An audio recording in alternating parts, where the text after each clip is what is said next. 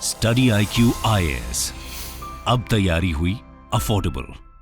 Hello everyone, a very good evening to all of you. मेरा नाम है चंदन शर्मा और स्टडी IQ के यूट्यूब चैनल पे आप सभी का बहुत बहुत स्वागत है। दोस्तों, जैसा कि आपके साथ प्रॉमिस किया गया था कि हम एक बहुत ही इंपॉर्टेंट और इंटरेस्टिंग किताब को आपके साथ कवर करने वाले हैं, और इस किताब की खास बात यह है कि ये सभी किताबों से इंस्पिरेशन लेते हुए हर किताब की अच्छी चीज़ को अपने अंदर इंटीग्रेट करती है, और ऑन टॉप ऑफ दैट इसको हम और भी ज़्यादा निखार के पढ़ेंगे हमारे इन सेशंस के थ्रू।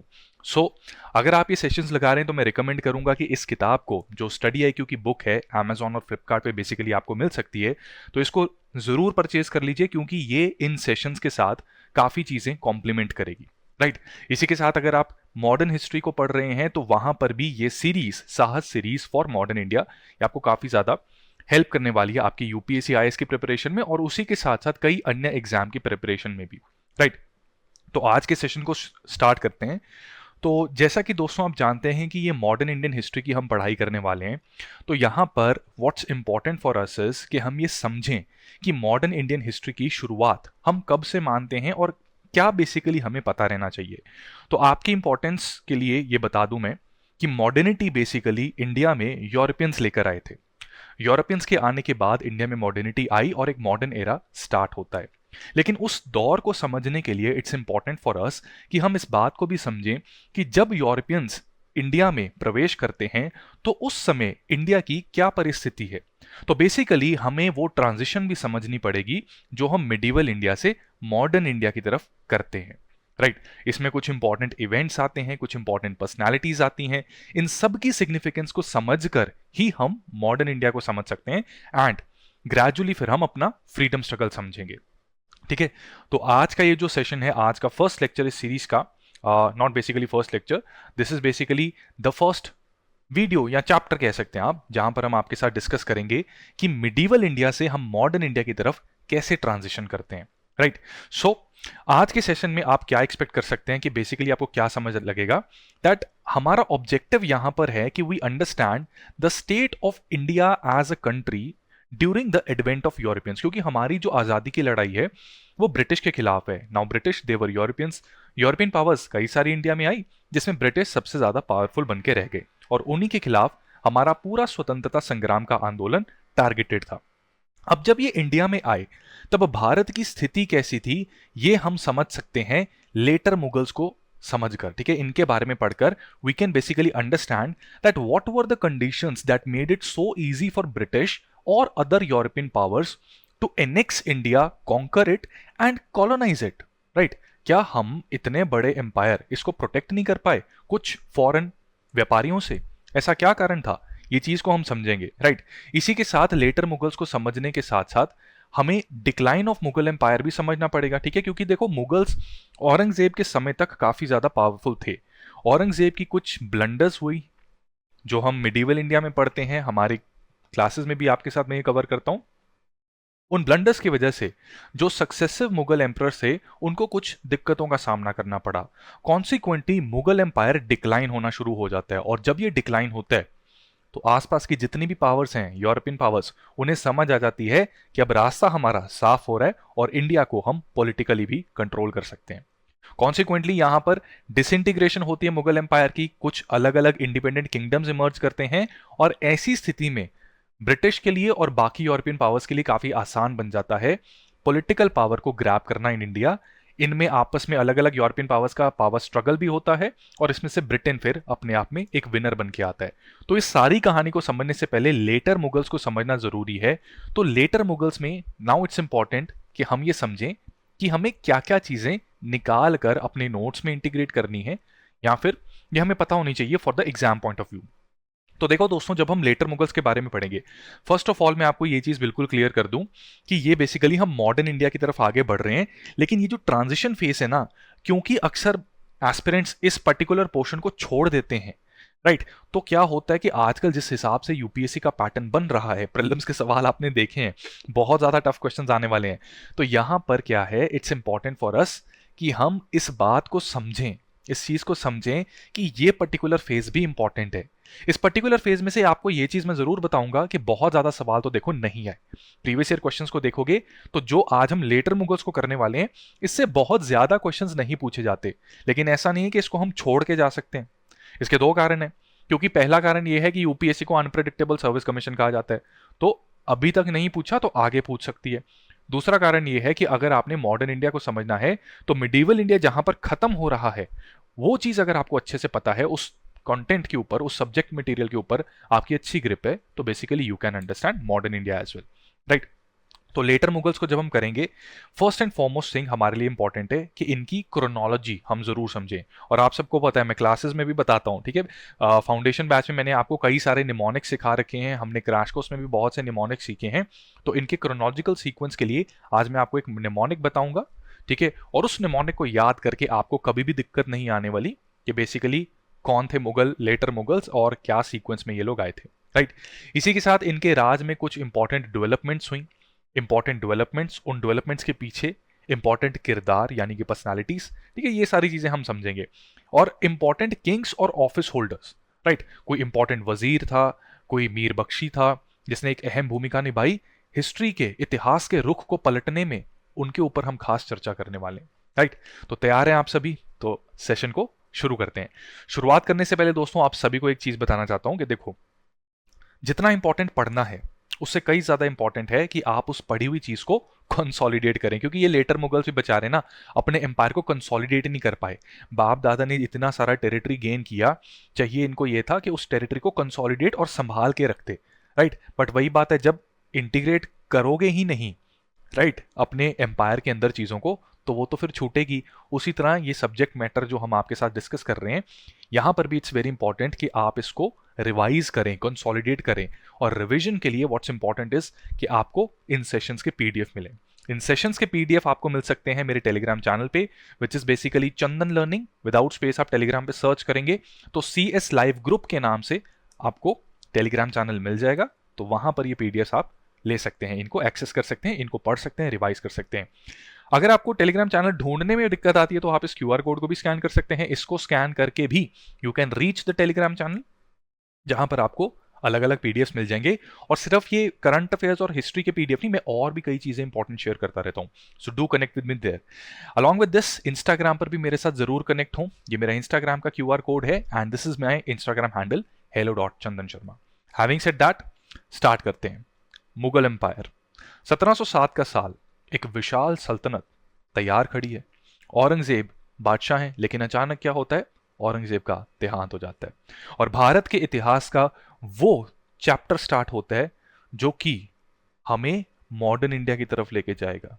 भारत के इतिहास का वो चैप्टर स्टार्ट होता है जो कि हमें यूरोपियंस का गुलाम बनाएगा और उनके खिलाफ हमारा फ्रीडम स्ट्रगल स्टार्ट होगा, राइट।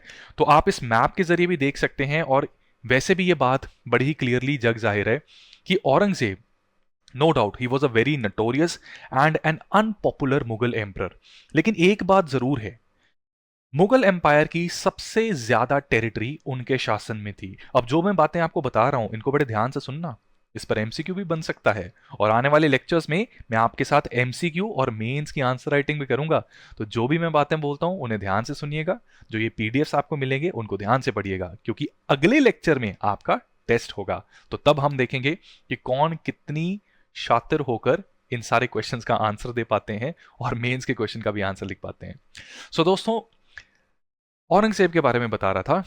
ये इंपॉर्टेंट फैक्ट है औरंगजेब के बारे में कि भले ही अनपॉपुलर थे, बट एक विशाल साम्राज्य वो बना पाए थे। हालांकि कंसोलिडेट नहीं कर पाए, और जो उनकी पॉलिसीज थी, उन पॉलिसीज के चलते वो साम्राज्य बहुत ज्यादा देर के लिए आगे कंटिन्यू नहीं कर पाया, ठीक है। उनके सक्सेसर्स को औरंगजेब की ही पॉलिसीज की वजह से काफी दिक्कतों का सामना भी करना पड़ा। इसी के साथ साथ एक और फैक्ट जो आपको पता होना चाहिए वो ये है कि औरंगजेब, अगर मैं आपसे ये पूछूं कि क्या औरंगजेब मुगल एम्परर्स में क्या वो शासक थे जिन्होंने सबसे लंबे समय के लिए शासन चलाया था, जवाब है नहीं। सबसे लंबा शासन अकबर का था। ये लगभग 49 ईयर्स का शासन था, जबकि औरंगजेब का शासन कुछ 48 साल और 7 महीने का शासन था। ठीक है, अकबर आप सबको पता है कि काफ़ी यंग एज में, लगभग 12 साल की उम्र में उनको शहंशाह घोषित कर दिया गया था। तो जाहिर सी बात है कि उनका शासन भी काफ़ी लंबे समय के लिए चला होगा। राइट, सो ये भी एक इंपॉर्टेंट फैक्ट है जो आपको पता होना चाहिए। अब दोस्तों यहाँ पर हम लेटर मुगल्स की बात कर रहे हैं। आपकी जानकारी के लिए बता दूं कि मुगल एम्परर्स को हम दो भागों में डिवाइड करते हैं। देयर इज ब्रॉड क्लासिफिकेशन, जिसके बेसिस पे टू कैटेगरीज में हम मुगल एम्परर्स को डिवाइड करते हैं। Number one is greater Mughals. ठीक है, ये ग्रेटर मुगल्स वो लोग हैं जिन्होंने मुगल डायनेस्टी को भारत में स्थापित किया, एस्टैब्लिश किया, इसको इसकी चरम सीमा तक पहुंचाया।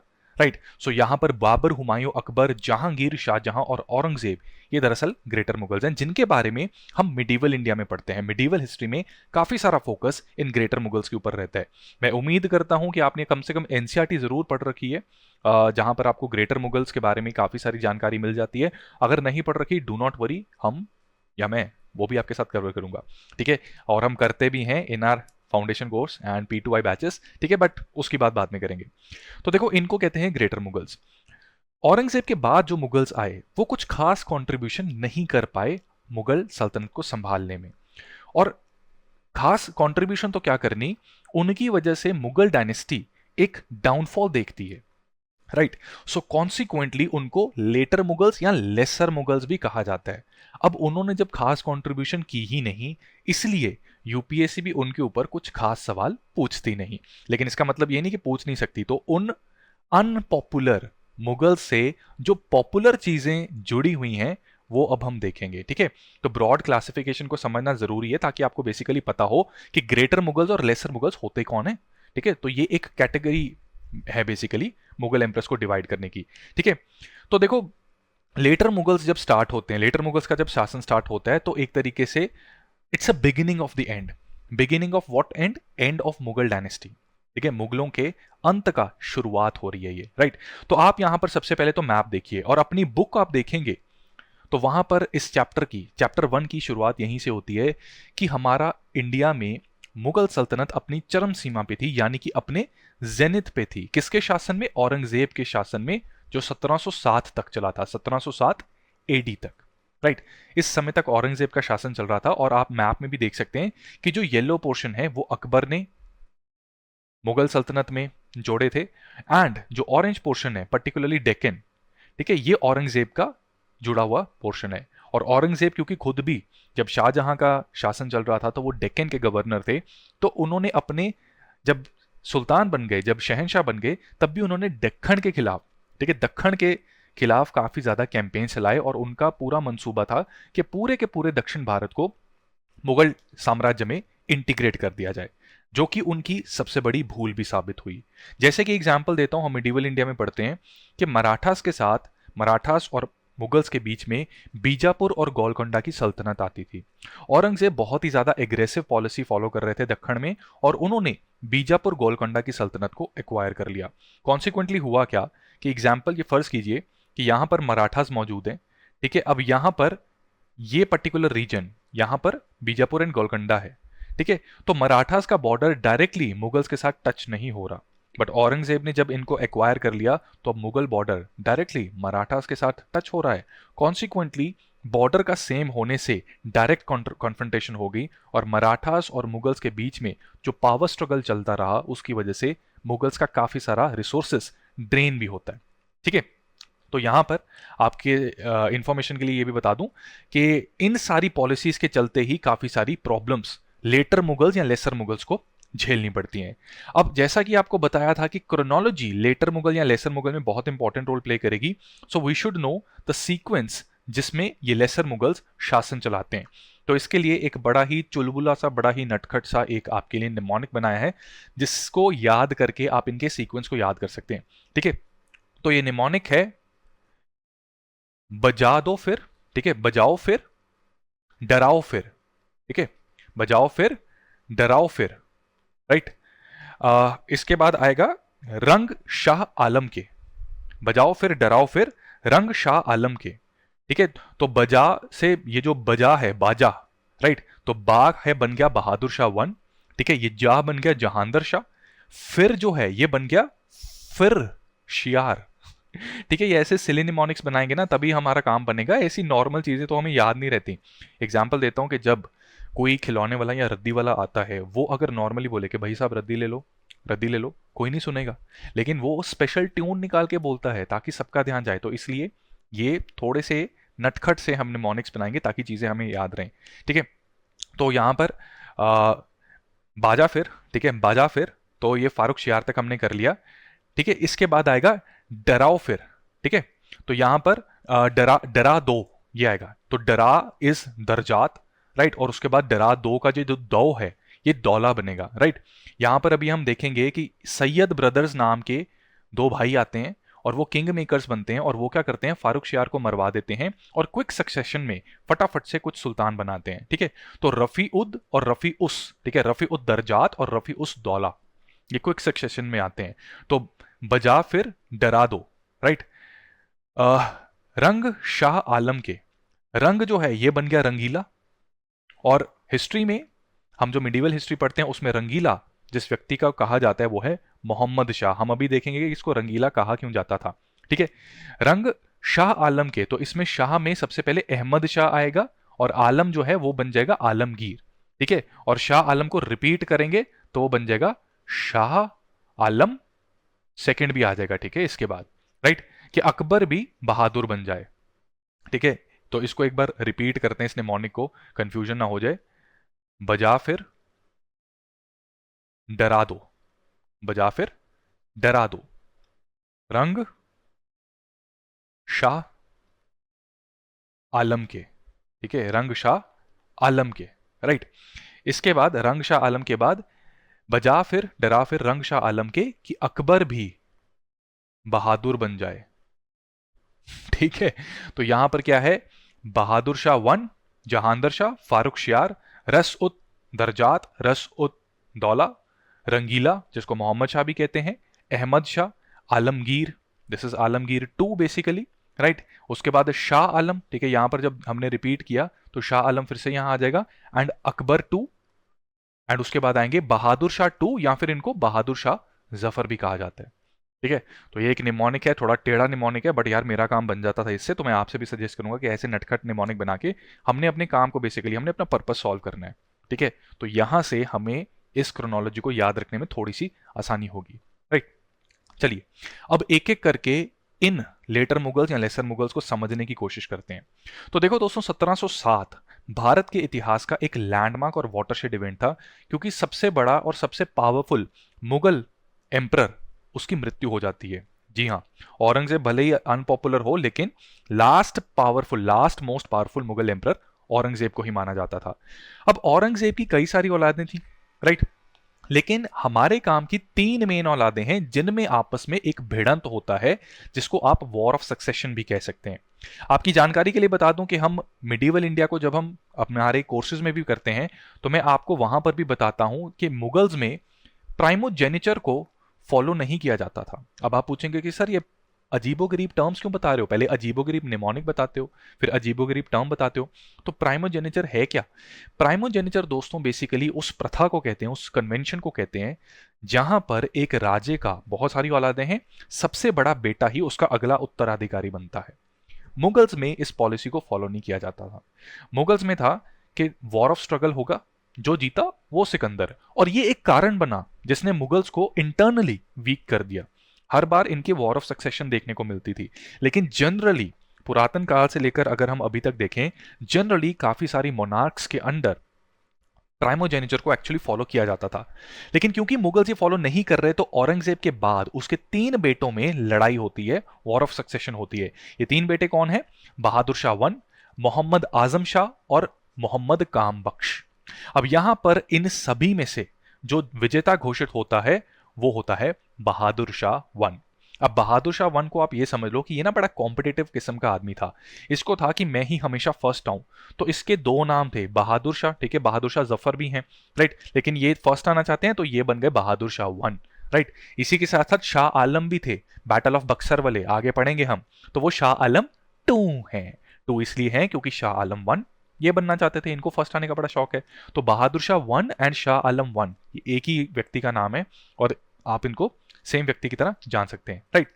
अब बहादुर शाह 1 जीत तो गए, लेकिन भारत का दुर्भाग्य कह लीजिए, यहाँ मुगल डायनेस्टी का दुर्भाग्य कह लीजिए कि जहां पर एक ऐसे समय पर औरंगजेब की पॉलिसीज ने बेड़ा गर्क करके रख दिया था भारत के इतिहास का, वहां पर एक 65 साल के अंकल को हमने सुल्तान बना दिया, एम्परर बना दिया। ठीक है, अब यहां पर यार ऑफेंड नहीं होना, माहौल बड़ा उस तरह का चलता है, ये सिर्फ पढ़ाई को थोड़ा सा इंटरेस्टिंग बनाने के लिए हम करते हैं। ठीक है, तो यहां पर जब ये राजा बने, जिस उम्र में आज के समय पर जजेस को भी रिटायर कर दिया जाता है, ये उस समय पर राजा बने थे। ठीक है, सो Bahadur Shah I, Shah Alam I, he ascended the throne at the age of 65 years. Right? He emerged victorious in the power struggle that went on among the three sons of Aurangzeb. अब हमें समझना है कि बहादुर Shah one ने शासन को grab करने के बाद किया क्या, और ये चीज हम समझ सकते हैं बाय अंडरस्टैंडिंग कि औरंगजेब क्या करता था। आप सब जानते हैं कि Aurangzeb was an ambitious ruler. उनकी कोशिश यही थी कि पूरे के पूरे भारत में मुगल परचम ही लहराया जाए, इसलिए उनकी थोड़ी सी इनटॉलरेंट पॉलिसीज थी, एंटी हिंदू पॉलिसीज थी। ठीक है, हिंदू राजाओं के खिलाफ वो लड़ाई छेड़ते थे। अलॉन्ग विद दैट, ठीक है, मंदिरों को भी तोड़वाने का उन्होंने काम किया, जजिया को री इंट्रोड्यूस कर दिया, एंड दक्खन में भी उन्होंने अपना काफी सारा कैंपेन चलाया। अब कुछ हद तक उन्हीं पॉलिसीज को कैरी फॉरवर्ड करते हुए जब बहादुर शाह वन इनिशियली एम्परर बने, तो उन्होंने फैसला किया कि वो आम्बेर और जोधपुर सल्तनत, जोधपुर किंगडम्स के ऊपर, ठीक है, आम्बेर और जोधपुर जो राजपूत किंगडम्स हैं, इनके ऊपर अटैक करेंगे, इनको एक्वायर करने की कोशिश करेंगे। आम्बेर में उस समय राजा जय सिंह का राज चल रहा था और जोधपुर में राज चल रहा था राजा अजीत सिंह का। राइट, अब ऐसा तो है नहीं, राजपूत खून है, आन बान और शान का सवाल है, तो यहां पर बहादुर शाह वन को एक स्ट्रॉन्ग रेजिस्टेंस मिलती है।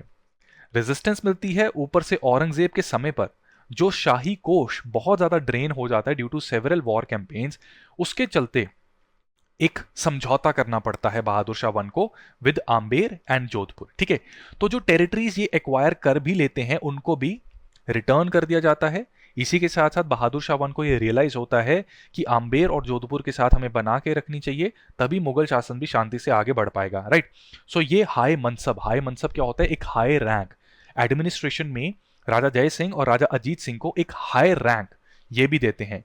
लेकिन यहां पर राजा जय सिंह और राजा अजीत सिंह की सिर्फ इतनी डिमांड नहीं है, इनका कहना है कि गुजरात और मालवा का रीजन, ये जो सूबे हैं, ये इनके हवाले कर दिए जाएं।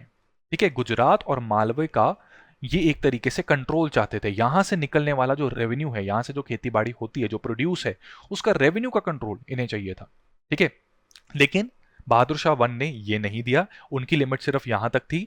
तो राजपूत किंग्स के साथ कोशिश उन्होंने की कि कंसिलिएटरी मेजर मैं बना सकूं, क्योंकि औरंगजेब के समय पर जिस तरह से पॉलिसीज फॉलो की गई थी, Rajput Kings and various other kingdoms वो मुगल्स के दुश्मन बन चुके थे, और जब एक सेंट्रल पावर के बहुत ज्यादा दुश्मन बन जाए तो वो वल्नरेबल होती है। अब लेसर मुगल्स के ऊपर यही बोझ था कि वो इन दुश्मनों को कंसिलिएट, यानी कि उनको अपनी तरफ करने की कोशिश करें। राइट, तो यहां पर कोशिश तो की गई, लेकिन आप कह सकते हैं कि ये एक हाफ हार्टेड अटेम्प्ट था। ठीक है, टू सम एक्सटेंट चीजें मान ली गई, लेकिन पूरी तरह से एक्सेप्टेंस नहीं दी गई। इसके बाद आगे बढ़ने से पहले आपको ये बता दूं कि आप में से बहुत से कैंडिडेट्स ये सोच रहे होंगे कि सर ये मनसब क्या होता है, व्हाट इज मनसब। तो दोस्तों मनसब ना मनसबदारी सिस्टम से निकलता है।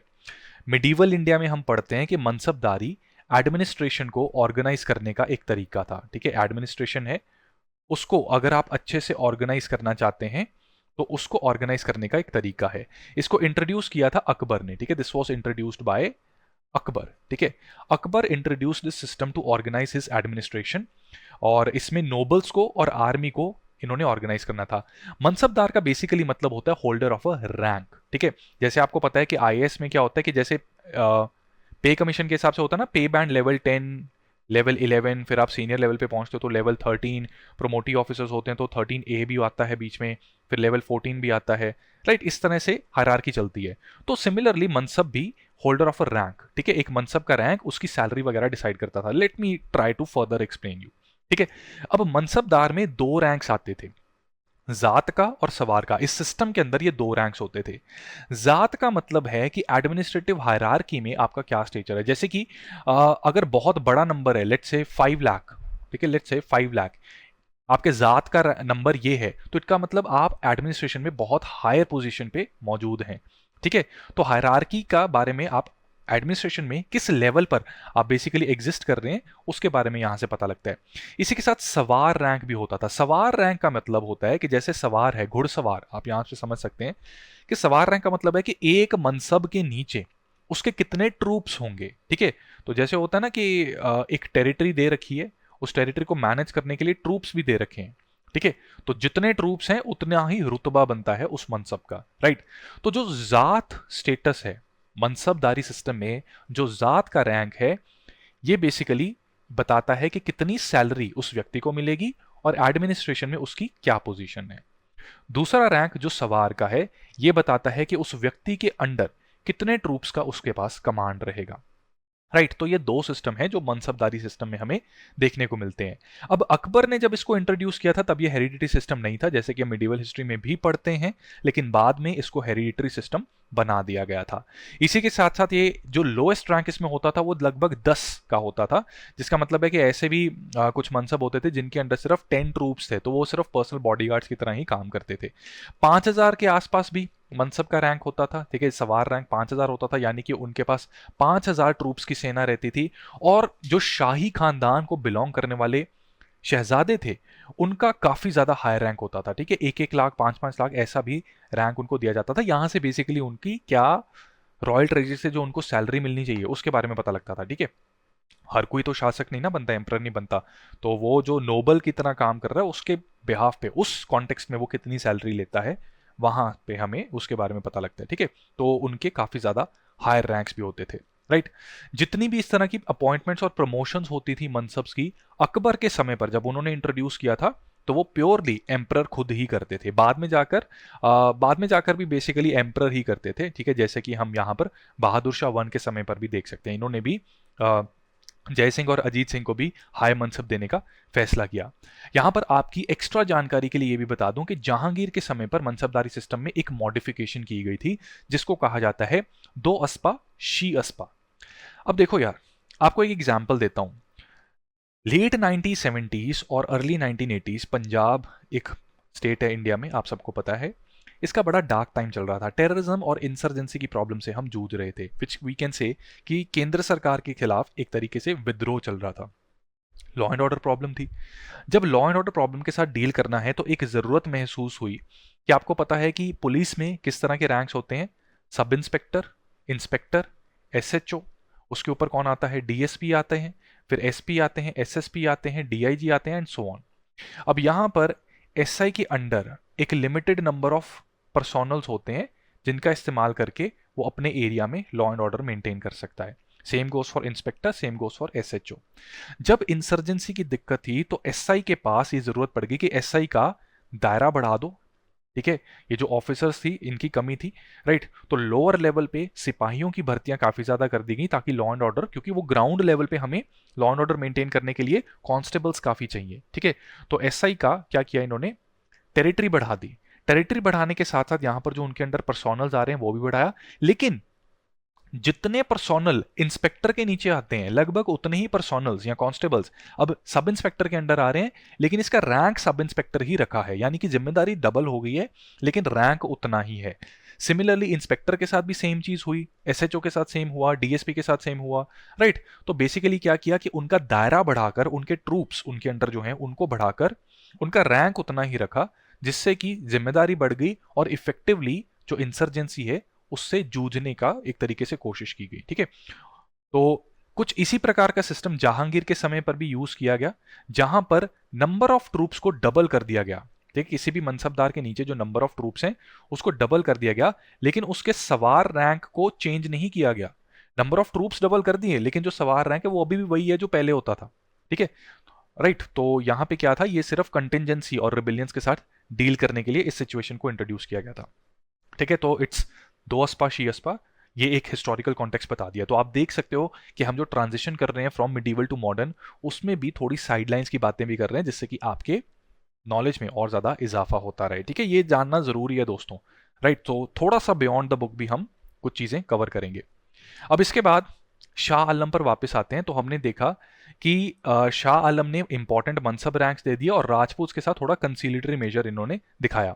मराठास के साथ इन्होंने खेली चालाकी थोड़ी। मराठास के साथ भी इन्होंने कंसिलिएशन दिखाने की कोशिश की, but even this was half hearted. Marathas चाहते थे कि ये अपनी टेरिटरी के आसपास सरदेशमुखी और चौथ टैक्स को कलेक्ट कर सके। अगेन ये दो टर्म्स आ गई, मिडिवल हिस्ट्री की नहीं, अब क्या करें, कोई बात नहीं, मैं हूं ना, समझाऊंगा अभी। ठीक है, देखो यार, सरदेशमुखी टैक्स जो है ये निकला है वर्ड सरदेशमुख से। सरदेशमुख बेसिकली होता है कि एक मुगल, नॉट मुगल, मराठा एम्पायर के सरदार जो कि छत्रपति होते हैं, उनको सरदेशमुख कहा जाता है। ठीक है, तो यहां पर शिवाजी ही वॉज सरदेशमुख, और जो टैक्स इनके एम्पायर की टेरिटरी से कलेक्ट करके सीधा राजा तक जा रहा है, शाही कोष में जा रहा है, उसको सरदेशमुखी कहा जाता है। इन जनरल जितनी उपज हुई है एक पर्टिकुलर लैंड से, उसका 10% रेवेन्यू ये सरदेशमुखी होता था। ठीक है, तो यहां पर मराठास का जो होमलैंड है, मराठास की जो प्रॉपर टेरिटरी है, उसके अंदर जितना टैक्स आ रहा है वो सरदेशमुखी है। इसी के साथ साथ एक चौथ नाम का टैक्स होता था, राइट। चौथ होता था 1/4 ऑफ टोटल रेवेन्यू, तभी इसका नाम चौथ कहा गया है। अब चौथ टैक्स मराठा लैंड की इंटरनल टेरिटरी से नहीं लिया जाता था। मराठास का मान लो ये एरिया है, ठीक है, यहां पर मराठास मौजूद है, लेकिन इनके पास ये भी एक छोटी सी रियासत है, एक छोटा सा जमींदार कोई यहां पर मौजूद है जिसकी अपनी सेना बना के रखी हुई है। यहां पर कोई फ्यूडल लॉर्ड है, एक फ्यूडल लॉर्ड यहां पर है, एक यहां पर है, एक यहां पर है। अब ये फ्यूडल लॉर्ड्स अपने आप में इतने पावरफुल नहीं है कि किसी इन्वेडर का सामना कर सके। कॉन्सिक्वेंटली या तो अगर इन्वेजन होती है, या तो ये लड़ें और जो फिर नतीजा निकलेगा उसको एक्सेप्ट करें, ठीक है, या फिर ये मराठास की टेरिटरी में इंटीग्रेट हो जाएं, या फिर ये अपनी इतनी हैसियत रखें कि ये फाइट बैक कर सकें। तो देखो, लड़कर बाद में पता लगे कि हम हार गए, वो तो एक फिजिबल ऑप्शन नहीं है। खुद लड़ने की क्षमता वो भी नहीं है, तो क्या करें, इंटीग्रेट भी नहीं होना चाहते। तो इन्होंने यहां पर एक सिस्टम निकाला कि जो हमारा रेवेन्यू है उसका 1/4 हम मराठास को देंगे। इसके बदले मराठास वो क्या करेंगे, हमें किसी किसी तीसरी पावर की इन्वेजन से प्रोटेक्ट करेंगे। तो एक तरीके से ये प्रोटेक्शन मनी होता था इस सेंस में। ठीक है, this was a protection tax, right. So ये था चौथ और सरदेशमुखी। तो बहादुर शाह वन ने कहा कि मराठास सरदेशमुखी कलेक्ट कर सकते हैं, वो उनकी अपनी टेरिटरी से वो टैक्स कलेक्ट कर रहे हैं, लेकिन उनकी टेरिटरी के आसपास के एरिया से वो चौथ नहीं कलेक्ट कर सकते। वो डायरेक्टली उन मराठास की टेरिटरी को बिलोंग नहीं करते रीजन्स, तो चौथ नहीं कलेक्ट कर सकते। वहां पर मुगल अपना रेवेन्यू सिस्टम चलाएंगे, राइट। सो ये एक बोन ऑफ कंटेंशन बना था between Marathas and Mughals during Bahadur Shah one's regime. इसके बाद बहादुर शाह वन ने एक बड़ी ही चालाकी की। ये मराठास को इंटरनली वीक करना चाहते थे, और इस वीकनेस को बढ़ाने के लिए इन्होंने एक पुराना जख्म मराठास का खोल के रख दिया बाय रिलीजिंग शाहू जी। ठीक है, अब शाहू जी कौन थे, और शाहू जी और ताराबाई इनकी आपस में लड़ाई से मुगल्स को क्या फायदा था, इसको समझने के लिए आपको थोड़ा सा मैं बैकड्रॉप दूंगा। तो चलिए इस बैकड्रॉप को समझते हैं। देखो दोस्तों, छत्रपति महाराज शिवाजी का देहांत 1680 में हुआ। छत्रपति महाराज के दो पुत्र थे, ठीक है, Shambhaji and Raja Ram one. ये सौतेले भाई थे क्योंकि शंभाजी की मां महारानी साईबाई भोंसले थी, और राजा राम वन की मां छत्रपति महाराज की दूसरी बीवी स्वराबाई भोंसले थी। ठीक है, ये इनकी मदर्स थी और ये आपस में सौतेले भाई थे। छत्रपति शिवाजी के देहांत के बाद संभाजी ये बने राजा। ठीक है, ही बिकेम द किंग। राजा बनने के बाद कहा जाता है कि कुछ कॉन्स्पिरेसी हुई। छत्रपति महाराज की डेथ के बाद बहुत स्ट्रांगली ये जो अपने खिलाफ कॉन्स्पिरेसीज हैं उसको कंट्रोल नहीं कर पाए, और हुआ ये कि एक युद्ध हुआ था। ठीक है, 1687 में जब मुगल्स के साथ मराठास की डायरेक्ट कन्फ्रंटेशन तो चलती रहती थी, तो 1687 में there was a battle called, इसको नोट कर लो, बैटल ऑफ वाई। ठीक है, बैटल ऑफ वाई। इस बैटल ऑफ वाई में मराठास के एक बहुत ही इंपॉर्टेंट मिलिट्री कमांडर थे जिनका देहांत हो जाता है। ठीक है, उस देहांत के बाद बहुत सारे मराठास के जो ट्रूप्स हैं वो इसको छोड़ना शुरू कर देते हैं। ठीक है, उनका विश्वास संभाजी के प्रति उनका विश्वास डगमगाने लग पड़ता है, और संभाजी के ब्रदर इन लॉ होते हैं जिनका नाम होता है गनोजी शिकरे। ठीक है, गनोजी शिकरे ये धोखा दे देते हैं संभाजी को, और कॉन्सिक्वेंटली इनकी इंफॉर्मेशन बता देते हैं मुकर्रब खान को। ठीक है, मुकर्रब खान अपनी फोर्सेस को भेजकर संभाजी को कैप्चर कर लेता है और इनको बंदी बना लेता है बहादुरगढ़ के फोर्ट में, जो कि अहमदनगर में होता है, राइट। इसी के साथ साथ इनके बेटे, बहुत ही छोटा बेटा इनका होता है 7 वर्ष का, ठीक है, who is Shahu ji, right, और उनकी माँ यशोबाई जो संभाजी की वाइफ हैं, उनको भी कैप्चर कर लिया जाता है। ठीक है, ये भी 1689 में हो जाता है। संभाजी का देहांत हो जाता है, उनको इतना टॉर्चर किया जाता है that he succumbs to the torture. Shahuji 1 and Yesubai ये बंदी बनाए गए हैं, राइट। और इनके देहांत के बाद, संभाजी के देहांत के बाद, अब देखो बाय लॉ, ठीक है, प्राइमोजेनेचर को अगर हम फॉलो करें तो शाहूजी 1 को, ठीक है, मराठास को फॉलो करते थे, उससे तो संभाजी की ही लीनिएज आगे बढ़नी चाहिए थी, उन्हीं का वंश आगे बढ़ना चाहिए था। तो शाहूजी 1 को बनना चाहिए था अगला छत्रपति, लेकिन क्योंकि उन्हें भी बंदी बना लिया गया है, तो यहां पर जो मराठा सरदार हैं वो कौन बन रहे हैं? राजा राम 1। अब राजा राम 1 का सन 1700 में देहांत हो जाता है, उस समय औरंगजेब का राज चल रहा है। 1700 में इनके देहांत के बाद पीछे कौन रह जाता है? इनका एक नवजात शिशु जिसका नाम है शिवाजी 2, और इनकी धर्मपत्नी ताराबाई, ठीक है, जो अब विधवा हो जाती हैं। तो ताराबाई रीजेंट बन जाती हैं, यानी कि जो अगला उत्तराधिकारी है राजाराम 1 के बाद, वो बन जाते हैं शिवाजी 2। लेकिन क्योंकि वो बहुत छोटे हैं, शासन नहीं चला सकते, तो उनके नाम पर, उनके बिहाफ पर शासन कौन चला रहा है? ताराबाई। ठीक है, तो यहां पर ताराबाई राज कर रही हैं।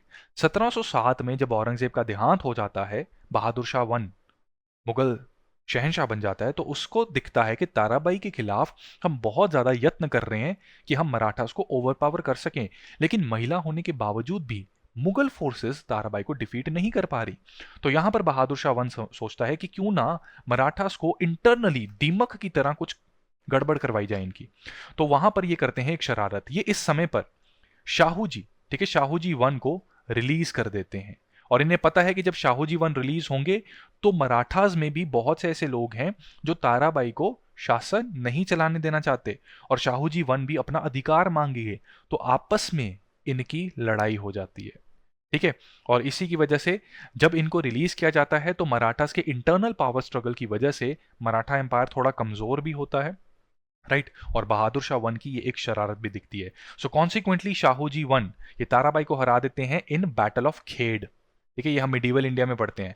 बैटल ऑफ खेड़ में शाहू जी और ताराबाई की आपस में लड़ाई होती है, और यहां पर ताराबाई डिफीट हो जाती हैं और शाहू जी ये बन जाते हैं छत्रपति। ठीक है, सो शिवाजी के immediate successor is Sambhaji, Sambhaji के बाद राजा राम, राजा राम के बाद शिवाजी 2 बनते हैं, लेकिन उनके बिहाफ ताराबाई शासन चलाती हैं, और शिवाजी 2 के बाद शाहू जी 1। ठीक है, सो यहां पर 1 2 3 4 5 छत्रपति के बारे में आपको बता दिया है इन सक्सेशन। ठीक है, तो आई होप ये वैल्यूडेशन हुई है। जितनी मैंने बातें बताई हैं इनको याद जरूर रखना, क्योंकि अगले सेशन में मैं आपका टेस्ट लेने वाला हूं एमसीक्यूज के थ्रू।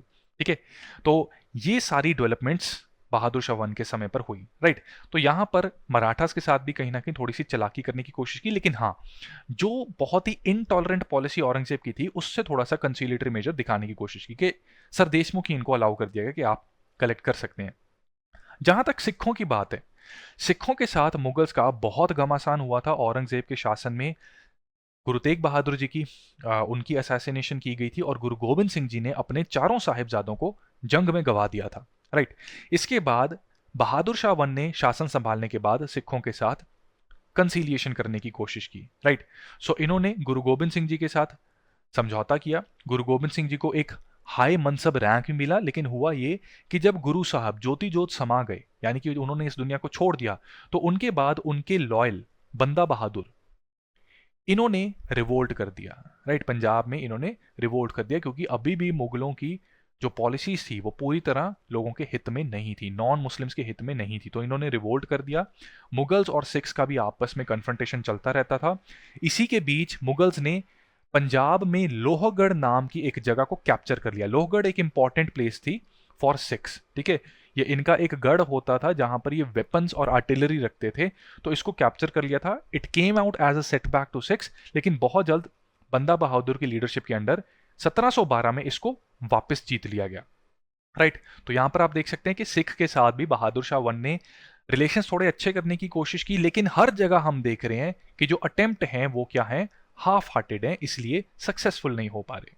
ठीक है, अब इस पूरी कहानी के बीच अल्टीमेटली फिर क्या होता है कि 1712 में बहादुर शाह 1 का पेट खराब हो जाता है, यानी कि लीवर में मौजूद जो स्प्लीन होती है वो स्प्लीन फूल जाती है। एक तरीके से नॉट एग्जैक्टली अपेंडिक्स की प्रॉब्लम, बट हाँ स्टमक रिलेटेड प्रॉब्लम की वजह से ये एक नेचुरल डेथ मर जाते हैं। 1712 में इनका देहांत हो जाता है। अब वही बात है, प्राइमोजेनेचर है नहीं, तो एग्जैक्टली कौन उत्तराधिकारी बनेगा ये किसी को क्लियर नहीं है। और क्योंकि मुगल साम्राज्य की कंडीशन बहुत ज़्यादा वीक हो गई है, इसलिए बहादुर शाह वन की डेथ के बाद मुगल एम्पायर में एक नया ट्रेंड देखने को मिलता है। पहले शाही प्रिंस, ठीक है, शाहजादे आपस में लड़ते थे टू विन द थ्रोन, लेकिन इस बार लड़ाई नोबल्स के बीच भी हो रही है। तो जो नोबल्स हैं, ठीक है, जो दरबारी हैं, वो भी चाहते हैं कि अब वो भी पावर में आए।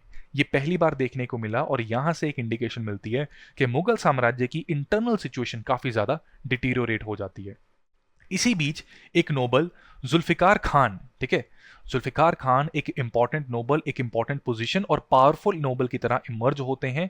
और इनके सपोर्ट से जहांदर शाह, ठीक है, इनको लाल कुंवर भी कहा जाता था क्योंकि इनको लाल रंग बड़ा पसंद था, ठीक है, तो ये भी आप याद रखना, ठीक है, इनको लाल कुंवर के नाम से भी जाना जाता है। एमसीक्यू बन सकता है ये, ठीक है, स्टेट पीसीएस का तो काफी फेवरेट एमसीक्यू है ये।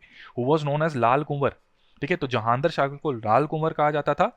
रीजन था that he liked wearing, he was really fond of wearing red coloured clothes, as simple as that.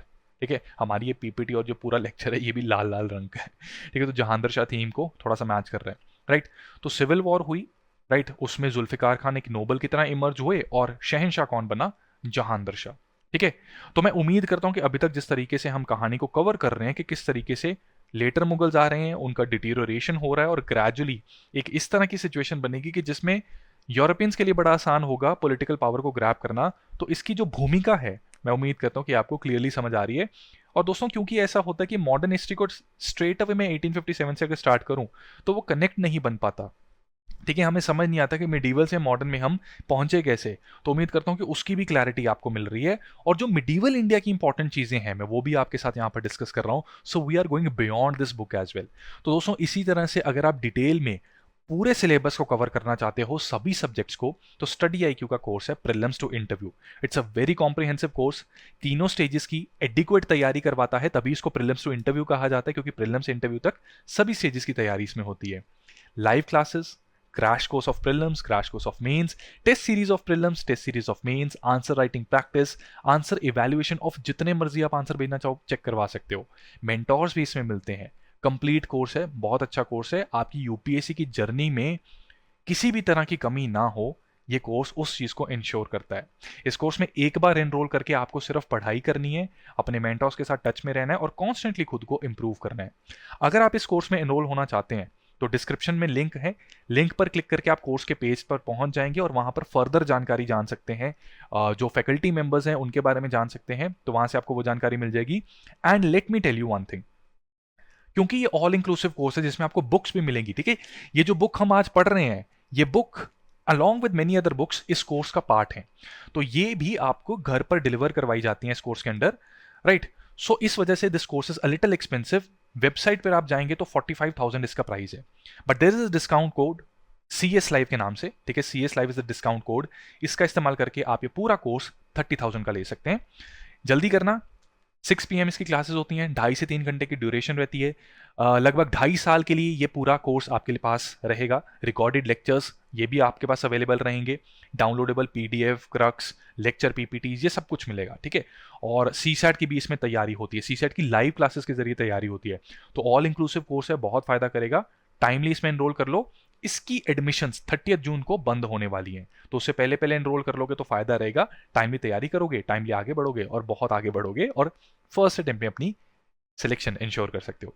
Having said that, आपको ये भी बता दूं कि हमारे ऑप्शनल सब्जेक्ट्स भी हैं, ठीक है, PSIR, sociology, geography, philosophy, anthro, pub ad, history and Hindi साहित्य, ठीक है। So new batches they are going to start on these particular dates, जो आप अपनी स्क्रीन पर देख सकते हैं। तो द ऑप्शनल कोर्सेज, इसमें भी आपको बहुत एक्सपीरियंस फैकल्टी पढ़ाते हैं। न्यू बैचेस स्टार्ट हुए हैं, ऑप्शनल का प्राइस 20,500 रुपीज है, but you can avail the discount by using CS live discount code, उससे ये ऑप्शनल आपको 15,000 में अवेलेबल हो जाएगा। एंड P2I के साथ अगर आप ऑप्शन लेते हैं तो और 1,000 रुपीज आपके ऑफ हो जाएंगे, so which basically means that around in 13,000 rupees, ठीक है, बेसिकली 2,000 रुपए कम हो जाएंगे इसमें, 13,000 रुपए में आप P2I के साथ ऑप्शन खरीद सकते हैं by using this code CS live. Having said that, आगे बढ़ते हैं। देखो यार, जहांदर शाह मुगल शासक बन गए हैं, जुल्फिकार खान ने उनकी मदद की, लेकिन जहांदर शाह कमजोर शासक हैं, लेसर मुगल्स में ये बहुत लेस हैं, ठीक है, लेट मुगल्स में इनका इतना ज़्यादा रुतबा नहीं है। तो he is quite a weak emperor, quite degenerate prince, जो कि रंग रंग रास रसीली इन चीज़ों में उलझ के बैठे हुए हैं। ठीक है, कॉन्सिक्वेंटली क्या होता है कि जहांदर शाह जुल्फ़िकार खान को वजीर बना देते हैं और कहते हैं कि भाई मेरी एडमिनिस्ट्रेशन का ज़्यादातर काम जो है ना वो आप संभालो। ठीक है, तो एडमिनिस्ट्रेशन का जो वर्चुअल कंट्रोल है वो जुल्फ़िकार खान के पास चला जाता है और जहांदर शाह अय्याशियों में बिजी हैं। जुल्फ़िकार खान अब वर्चुअल एम्परर हैं, जबकि जहांदर शाह ये नॉमिनल एम्परर हैं मुगल डायनेस्टी के। तो यहां पर जुल्फ़िकार खान का दिमाग और उनकी पॉलिसी डिसाइड करेगी कि मुगल एम्पायर किस डायरेक्शन में जाएगा। ठीक है, तो यहां पर जुल्फ़िकार खान को ये बात का पूरा एहसास था and he was basically quite an able noble. ठीक है, एफिशिएंसी थी इनमें। तो इनको ये समझ आ गया था कि अगर शांति से मुगल साम्राज्य को चलाना है तो हिंदू राजाओं के साथ, राजपूत राजाओं के साथ, मराठास के साथ हमें कॉर्डियल रिलेशंस बना के रखने पड़ेंगे। ठीक है, ये अपनी भी पोजीशन सेव करके रखना चाहते थे और जो एम्पायर कॉन्स्टेंटली डिक्लाइन होता जा रहा है आफ्टर औरंगजेब्स डेथ, इसके बाद भी इनको समझ आ गई थी कि अगर हम यहाँ पर रहने वाले लोगों के साथ अच्छे रिलेशंस नहीं बनाएंगे तो हमारा भी कुछ भला होने नहीं वाला। कॉन्सिक्वेंटली ये क्या करते हैं कि रैपिडली बहुत से मेजर्स लेते हैं जिससे ये अपनी टॉलरेंट पॉलिसी दिखाते हैं। जो जजिया औरंगजेब ने री इंट्रोड्यूस कर दिया था उस जजिया को ये अबॉलिश कर देते हैं। आम्बेर के राजा जिन्होंने डिमांड की थी कि मालवा का सूबा उनके हवाले कर दिया जाए, उनको सूबादार बना दिया जाए, तो आम्बेर के राजा को ये टाइटल देते हैं मिर्जा का। ठीक है, और मालवा की गवर्नरशिप भी इनके पास हो जाती है। तो मालवा से आने वाला रेवेन्यू अब आम्बेर के राजा मिर्जा राजा सवाई इनको मिल रहा है। ठीक है, जय सिंह को। ठीक है, मिर्जा राजा सवाई ये इनको टाइटल मिल गया है और जय सिंह को मालवा से आने वाला रेवेन्यू मिल रहा है। इसी के साथ साथ अजीत सिंह ये मारवाड़ के राजा हैं। ठीक है, तो इनको महाराजा का टाइटल देकर इनको गुजरात, जो इन्होंने पहले भी बहादुर शाह वन के समय पर भी डिमांड की थी, 5 साल के उनके शासन में ये फुलफिल नहीं हो पाया, लेकिन जुल्फिकार ने उनकी इस डिमांड को एक्सेप्ट कर लिया और गुजरात का रेवेन्यू भी अब अजीत सिंह के पास जा रहा है। राइट, इसी के साथ साथ मराठा चाहते थे कि हमें चौथ इकट्ठी करने दी जाए अपनी पेरिफेरल टेरिटरी से। ठीक है, वो भी उनको अलाउ कर दिया कि चौथ और सरदेशमुखी आप दोनों कलेक्ट कर सकते हैं। तो ये बेसिकली आप क्लियरली देख सकते हैं कि जहांदर शाह वन के समय पर, क्योंकि वर्चुअल एडमिनिस्ट्रेशन जुल्फिकार खान के पास थी, तो इन दोनों के समय पर क्या हुआ, हिंदू राजाओं, मराठास एंड राजपूत के साथ काफी बढ़कर कंसिलिएशन मेजर्स लिए गए। ठीक है, जिससे कि कॉर्डियल रिलेशंस बनाने की कोशिश की गई। लेकिन सिखों के साथ ये कॉर्डियल रिलेशंस नहीं बन पाए। ठीक है, ये ओल्ड पॉलिसी ऑफ सप्रेशन, सिखों के साथ यही पॉलिसी ऑफ सप्रेशन चलती गई। राइट, इसका रीजन दरअसल ये था कि नॉर्थ वेस्ट इंडिया से, क्योंकि जो भी इन्वेजन आती थी नॉर्थ वेस्ट इंडिया से आती थी, तो यहाँ पर मुगल्स चाहते थे कि उनका कंट्रोल रहे ताकि वो किसी भी आने वाली इन्वेजन को टैकल कर सकें। ठीक है, इसीलिए वो अपना कंट्रोल बनाने के लिए बहुत फोर्सफुली पंजाब को ग्रैब करना चाहते थे। बट वहाँ पर गुरु गोबिंद सिंह जी की बनाई गई खालसा फौज वो बहुत सिवियरली रेजिस्ट करती थी, तो इस वजह से सप्रेशन की पॉलिसी फॉलो करनी पड़ती थी जुल्फिकार खान को, जहां पर बहुत ही ब्रूटल मेजर्स यूज करते थे बियॉन्ड मतलब what humanity can bear. Right, इसी के साथ साथ इन्होंने एम्पायर के फाइनेंसेस को इंप्रूव करने के बारे में भी सोचा। औरंगजेब के समय से काफी ज्यादा वॉर्स की वजह से राजकोष धीरे धीरे खत्म होने पर आ रहा था। तो इन्होंने कहा कि जो रेकलेस जागीर्स बनती जा रही है ना, कि बस जागीर बनाते जा रहे हो, उनको देते जा रहे हो, और जो सरकार को, जो सेंट्रल एडमिनिस्ट्रेशन को जो टैक्स आना चाहिए वो मिल नहीं रहा, तो इसको कंट्रोल करने के लिए इन्होंने अननेसेसरी जागीरदारों को बनाना बंद कर दिया। ठीक है, इसमें क्या होता था कि एक लैंड दिया जाता था, हेरिटरी राइट होता था उस पर, और अगर किसी पर्टिकुलर व्यक्ति को सैलरी नहीं दे सकते या सैलरी के बदले जागीर दे देते थे कि उसमें से अपनी सैलरी निकाल लो और जो रिमेनिंग है वो एम्परर को दे दो। ठीक है, ये जागीरदारी सिस्टम होता था। अब इसमें गड़बड़ ये करते थे कि अपनी सैलरी ज़्यादा निकाल लेते थे, बचा हुआ सामान बहुत कम होता था, तो मैनिपुलेशन होती थी। तो इस प्रैक्टिस को कंट्रोल किया गया बाय जुल्फिकार खान। इसी के साथ साथ इन्होंने सभी मनसबदारों को कहा कि आपको जितने ट्रूप्स मेंटेन करने को कहा गया है उतने मेंटेन कीजिए, अदरवाइज मुगल आर्मी काफ़ी ज़्यादा वीक हो जाएगी, जो कि हो भी रही थी। तो इनके इन मेजर्स की वजह से मुगल आर्मी थोड़ा सा रिवाइव करना स्टार्ट हो गई। तो हालांकि जुल्फिकार खान काफ़ी एबल एडमिनिस्ट्रेटर साबित हो रहे थे, अच्छे काम कर रहे थे, लेकिन इनसे हो गया एक बहुत बड़ा ब्लंडर। इन्होंने रेवेन्यू के मामले में पेजेंट्स के साथ ले लिया एक पंगा। ठीक है, पंगा क्या कहना है, एक बड़ी खराब पॉलिसी कर दी। वो ब्लंडर इनका था इजरा का सिस्टम इंट्रोड्यूस करके। इजरा बेसिकली होता है revenue farming. Let us understand what ijara is. Ijara permanent settlement को जब हम पढ़ेंगे during advent of Europeans and जो हम लैंड सेटलमेंट एक्ट पढ़ेंगे ब्रिटिश का, या आपने अगर एनसीईआरटी में पढ़ रखा है तो इजरा परमानेंट सेटलमेंट से काफी मिलता जुलता सिस्टम है। इसमें क्या होता है कि जो एम्परर है वो एक फिक्स्ड रेट चार्ज करता है एक पर्टिकुलर जमीन से, और इसको चार्ज करने के लिए, इसको कनेक्ट करने के लिए वो एक मिडल मैन रखता है, यानी कि एक जमींदार रखता है। ठीक है, उस जमींदार का काम है कि वो फिक्स्ड रेट शहंशाह को देता रहे और जो बचा हुआ है वो अपने पास अपना खर्चा रखे। तो यहां पर एक इंसेंटिव मिलता है कि अगर ये मिडल मैन किसी लैंड की कल्टीवेशन को इंप्रूव करने के लिए कोशिश करेगा तो उसमें क्या होगा कि उसका फायदा ज्यादा होगा, क्योंकि सरकार की डिमांड तो एक फिक्स्ड रेट है। लेकिन होता क्या था कि यहां पर फिक्स्ड रेट तो दे दिया जाता था, लेकिन पेजेंट्स को बहुत टॉर्चर करके एक्स्ट्रा रेवेन्यू खींचने की कोशिश करते थे ये मिडल मैन। ठीक है, तो एक बड़ा इंटरेस्टिंग और इंपॉर्टेंट फैक्ट है कि इस सिस्टम को जहांगीर शाह ने बंगाल में इंट्रोड्यूस करवाया था सबसे पहले। ठीक है, it was started in Bengal, right. जो भी जमींदार या मिडल मैन ये क्लेम करता था कि मैं सबसे ज्यादा रेवेन्यू लाके दे सकता हूं आपको, उसको ये जमींदारी दे दी जाती थी। और अंग्रेजों के जमींदार या परमानेंट सिस्टम सेटलमेंट के सिस्टम से ये डिफरेंट ऐसे था कि वहां पर फिर थोड़ा कायदा कानून था कि एक पट्टा सिस्टम चलता था। उस पट्टा सिस्टम के ऊपर जो आपकी टेरिटरी है, उस टेरिटरी से कितना परमानेंट सेटलमेंट बनता है, ठीक है, और उसकी फर्दर ओनरशिप ये डिफाइंड होता था। पेजेंट्स के ऊपर भी उनकी जो टेरिटरी वगैरह है वो पता होती थी, लेकिन यहां पर वो पट्टा सिस्टम भी प्रॉपरली फॉलो नहीं होता था। तो यहां पर अननेसेसरीली और इनसेसेंटली जितना एक्सप्लॉइट पेजेंट्स को किया जा सकता है, किसानों को किया जा सकता है, वो यहां पर जो मिडल मैन और जमींदार लोग हैं वो करते थे। तो इजरा सिस्टम, रेवेन्यू फार्मिंग का सिस्टम बहुत ब्रूटल सिस्टम बन गया ड्यूरिंग मुगल एम्पायर। ठीक है, तो आपको एमसीक्यू आ सकता है प्रीलिम्स के समय पर भी कि ijara was an important practice during later Mughals, what is it. ठीक है, कुछ ऑप्शंस दी होगी तो उसमें सजिदा पे बोस के साथ कंफ्यूज करने की कोशिश करेगा। ठीक है, जो जरोखा दर्शन है उस प्रैक्टिस के साथ कंफ्यूज करने की कोशिश करेगा। तो आपको पता होना चाहिए कि this was a revenue policy. इसको याद करना, नेक्स्ट लेक्चर की शुरुआत में मैं हमेशा पिछले लेक्चर के टेस्ट लेता हूं, तो अगले सेशन में हम आपका एक टेस्ट भी लेंगे, जरूर लेंगे। ठीक है, तो इसको एक बार रिवाइज जरूर कर लेना। आगे बढ़ते हैं। अब जहांगीर शाह के बाद आएंगे फारुखशियार।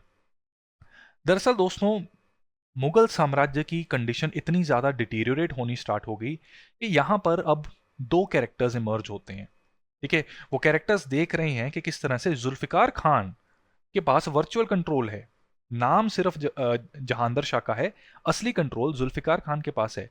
अब इन दो भाइयों में, ठीक है, ये दो कैरेक्टर्स जो हैं ये आपस में भाई हैं, और इन दो भाइयों में एक एम्बिशन जागता है कि हम भी इसी तरह से किंग मेकर्स बनेंगे। सो कॉन्सिक्वेंटली ये लोग क्या करते हैं, देखिए किंग मेकर बनने के लिए क्या करते हैं, ये करते हैं कॉन्स्पिरेसी। सैयद ब्रदर्स करते हैं कॉन्स्पिरेसी। सैयद ब्रदर्स सपोर्ट करते हैं फारुखशियार को। फारुखशियार के साथ मिलकर ये एक प्लॉट रचते हैं, एक कॉन्स्पिरेसी करते हैं, जिसमें कि जहांगीर शाह को असैसिनेट करवा दिया जाता है। ठीक है, 1712 में ये बना बेचारा, ठीक है, मुगल एम्परर। 1713 में इसकी असैसिनेशन हो गई, और इस असैसिनेशन के बाद जहांगीर शाह, ठीक है, जहांगीर शाह ये बन गया मुगल्स का एम्परर। ठीक है, तो ये जो सैयद ब्रदर्स हैं ये हैं कौन? ये दो भाई थे, एक का नाम था अब्दुल्ला खान और दूसरा था Hussain Ali Khan. Abdullah Khan was the Elder one, Hussain Ali Khan ये छोटा भाई था। और इन्होंने जहांगीर शाह को मरवा कर फारुखशियार को जब शहंशाह बनाया तो इन्होंने खुद के लिए एक इंपॉर्टेंट पोस्ट भी संभाल ली, सिक्योर कर ली। तो हुसैन अली खान बन गया मीर बख्शी। हम मिडीवल इंडिया में भी पढ़ते हैं इंपॉर्टेंट ऑफिसर्स ड्यूरिंग मुगल सल्तनत, मुगल डायनेस्टी एंड दिल्ली सल्तनत। तो मीर बख्शी बेसिकली इंटेलिजेंस, ठीक है, जो इंटेलिजेंस ब्यूरो होता है ना, जैसे वो एक डिपार्टमेंट होता है, तो इंटेलिजेंस और मिलिट्री प्रमोशंस और अपॉइंटमेंट का जो डिपार्टमेंट है उसका हेड बन जाता है हुसैन अली खान। और अब्दुल्ला खान ये रेवेन्यू और फाइनेंस का हेड बन जाता है, यानी कि वजीर बन जाता है।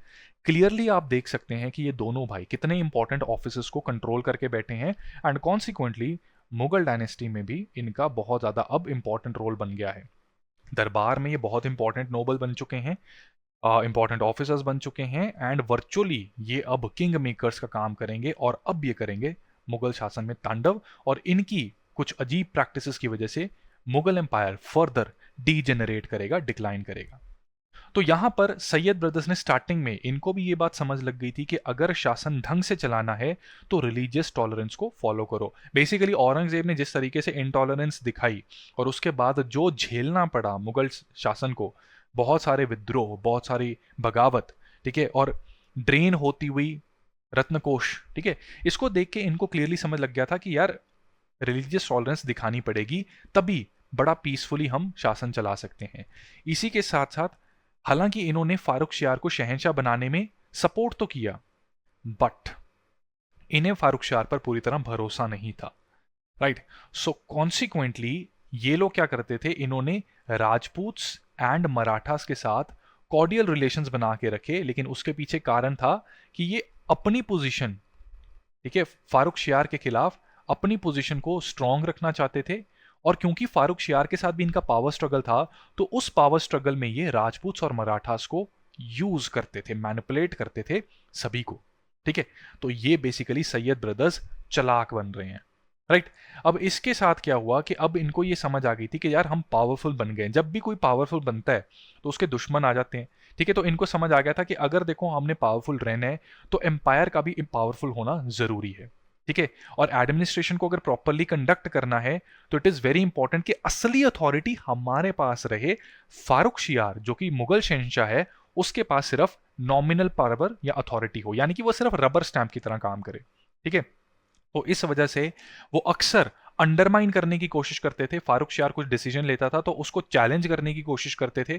तो इस वजह से फारूक शियार और सैयद ब्रदर्स के बीच में पावर स्ट्रगल भी होता था, और कई बार ये ट्रीजन तक की नौबत आ जाती थी इसमें कि राजपूत और मराठास के साथ कोलैबोरेशन करके ये फारूक शियार को, उसकी पोजीशन को और ज्यादा कमजोर करने की भी कोशिश करते थे। फाइनली इन सैयद ब्रदर्स ने एक साजिश रच के 1719 एडी में क्या किया, इन्होंने फारूक शियार को गद्दी से हटवा के मरवा दिया 1719 एडी में। और ये पहली बार, ठीक है, पहली बार ऐसा हुआ, ठीक है। अब से पहले तो गद्दी से हटाया जाता था, लेकिन यहां पर असैसिनेशन भी हो गई। ये बात सभी के सामने प्रत्यक्ष रूप से सामने आ रही है, ठीक है। इट इज जग जाहिर कि सैयद ब्रदर्स किस हद तक जा सकते हैं। कॉन्सिक्वेंटली बहुत से नोबल्स को ये खतरा महसूस होना शुरू हो गया कि सैयद ब्रदर्स के हाथ में अगर पावर रहती है तो ये मुगल सल्तनत और मुगल शासन के लिए सही नहीं है। और अगर शहंशाह ही सेफ नहीं है तो आम जनता का क्या बनेगा, ठीक है। तो यहां पर सैयद ब्रदर्स के खिलाफ अब कॉन्स्पिरेसी होती है, लेकिन सैयद ब्रदर्स अपनी पावर को इंश्योर करने के लिए खुद शहंशाह नहीं बनेंगे, क्योंकि पता है कि अगर शहंशाह बने तो दुश्मन बहुत हैं। तो ये क्विक सक्सेशन में फटाफट फारूक शियार के 3 सक्सेसर्स को शहंशाह बनाते हैं, ठीक है। तो इमीडिएटली राफिस उस दरजात इनको शहंशाह बना दिया जाता है। 1719 में ये शहंशाह बन जाते हैं, लेकिन इनको पीने की बड़ी बीमारी थी, ठीक है, वो दारू पीने की बड़ी बीमारी थी। तो एक्सेसिव कंजम्पशन की वजह से इनकी तबीयत बिगड़ जाती है और शहंशाह बनने के कुछ ही दिनों बाद इनका देहांत हो जाता है। इमीडिएटली ये एक और व्यक्ति ढूंढते हैं, ठीक है, मुगल लीनिएज में ही एक और व्यक्ति राफिस-उद-दौला, इनको शहंशाह बना देते हैं, राइट। और राफिस-उद-दौला का टाइटल बन जाता है शाहजहां टू, ठीक है। He is known as Shahjahan two, right. Shahjahan one कौन है, ताजमहल वाला। शाहजहां टू का दूसरा नाम क्या है, राफिस-उद-दौला। आपका होमवर्क, रफी उस दर्जात का दूसरा या ऑल्टरनेट नाम, ये आप सर्च करेंगे, ये आज का आपका होमवर्क है, और अपने नोट्स में इसको ऐड कर लेना, ठीक है। इनको भी शहंशाह बना दिया जाता है, लेकिन अगेन सैयद ब्रदर्स का समय ही खराब होता है कि जिसको शहंशाह बना रहे हैं या तो वो बीमार पड़ जाता है या फिर वो उन्हीं के खिलाफ कॉन्स्पिरेसी करेगा। तो यहां पर भी शाहजहां टू को टीबी की बीमारी हो जाती है, जिसकी वजह से इनका भी देहांत हो जाता है। इसके बाद ये एक बड़े ही रंगीन मिजाज के आदमी को शहंशाह बनाते हैं, जिसका नाम होता है मोहम्मद शाह। और क्योंकि अब समझ जाओ, ठीक है, ये रंगीन मिजाज के आदमी हैं, इस फोटो से, चित्र से आप थोड़ा सा अंदाजा लगा सकते हैं, ठीक है। और भी बहुत सी इनकी पेंटिंग्स अवेलेबल हैं on the internet, but it might not be right to share those paintings, ठीक है। तो थोड़े अय्याश किस्म के व्यक्ति थे, इसलिए इनको रंगीला कहा जाता था। ऑल्सो ऐसा भी कहा जाता है कि इनकी पर्सनैलिटी काफ़ी लाइवली थी, बड़े ही एक्टिव से रहते थे, खुश रहते थे, ठीक है। He was very fond of different colours, different clothes, fashion etcetera, ठीक है। और इसी वजह से इनको रंगीला कहा जाता था कि अपनी ही दुनिया में ये मदहोश हैं। तो अब मोहम्मद शाह रंगीला, इनको बना दिया गया है मुगल एम्पायर का शहंशाह, ठीक है। So now he is the Shahenshah of Mughal empire, right. अब मोहम्मद शाह क्योंकि बड़े ही रंगीन मिजाज के आदमी हैं, तो इतना एफिशिएंटली ये शासन चला नहीं पा रहे। इनका मस्तिष्क बड़ा ही वीक है, यानी कि खुद डिसीजन नहीं, बड़ी जल्दी इन्फ्लुएंस हो जाते हैं दूसरे लोगों से, राइट।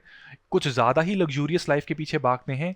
और इनके शासन में कई बड़े ही एबल एडमिनिस्ट्रेटर्स या कह लीजिए एबल वजीर हुआ करते थे। एग्जाम्पल है निजामुल मुल्क, ठीक है। Nizamul Mulk was a very able administrator under Mohammad Shah Rangila, लेकिन इनको भी इन्होंने सपोर्ट नहीं किया और बहुत करप्ट किस्म के ये व्यक्ति थे। बड़ी आसानी से जो भी व्यक्ति इनकी चापलूसी करता था उसकी बातों में आ जाते थे। यहां तक कि कई कोटियर जो रिश्वत लेते थे उनके साथ शहंशाह होने के बावजूद भी ये रिश्वत शेयर करते थे।